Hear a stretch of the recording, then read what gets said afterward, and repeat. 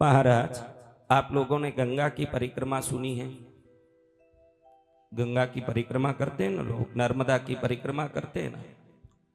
देखो,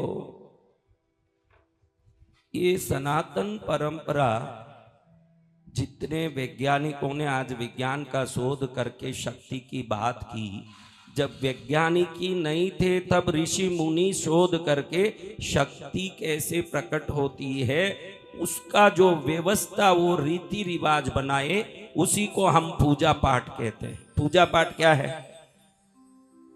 शक्ति के प्राकट्य का हमारे जीवन में उपयोग लेना, इसको पूजा पाठ कहते हैं। पूजा क्या है? शक्ति का उपयोग करना। आपके अंदर शक्ति का प्रवेश करेगा तो आपका जीवन तेजस्वी होगा, बलवान होगा, शक्तिमय होगा।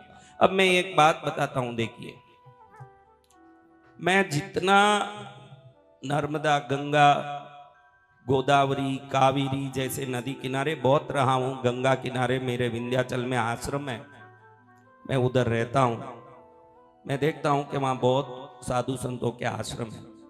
मात्र पवित्रता है इन नदी में, इसलिए हम वहां नहीं रहते हैं। ये जो नदी के नीचे कोई भी नदी हो, समुद्र हो, आखिर नीचे तो कोई ना कोई तल होगा कि नहीं उसका? आखिर कहीं ना कहीं पृथ्वी होगा कि नहीं, उसमें मिट्टी होगी कि नहीं? जी गुरुजी। वो मिट्टी जहां पर है वहां खनिज पदार्थ होते हैं। उसमें क्या होते हैं? खनिज पदार्थ। अंग्रेजी में कहते हैं मेटल्स एंड मिनरल्स। मिनरल यानी खनिज।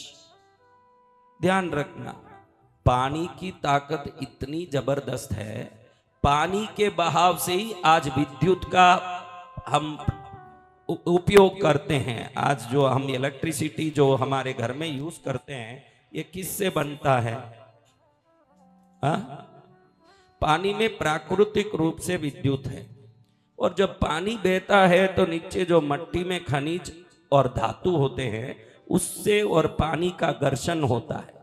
मिट्टी में प्राकृतिक रूप से लोहा, क्वार्ट्ज, पीतल, तांबा, सोना तक रहता है। जब इस पर जब पानी घर्षित होता है तो एक पावर क्रिएट होता है।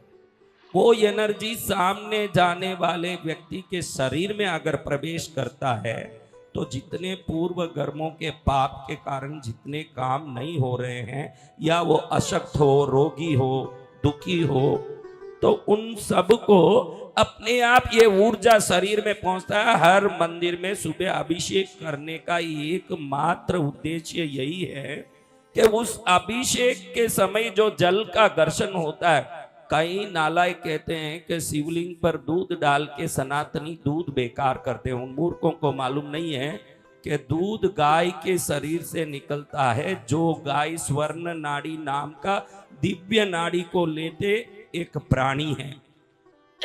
विश्व में गाय एक ही ऐसी प्राणी है जिसकी नाड़ी में सोना बनता है। राजकोट के यूनिवर्सिटी ने प्रूफ किया है कि 1 लीटर दूध में 0.02 मिलीग्राम सोना गिर गाय के शरीर से निकलता है। तो जब ये दूध घर्षित होता है शिवलिंग पर, उस समय जो न्यूट्रॉन, इलेक्ट्रॉन और प्रोटॉन का प्रोडक्शन होता है, वो किसी भी मनुष्य शरीर को तेजस्वी और बलवान बनाने में सक्षम होता है।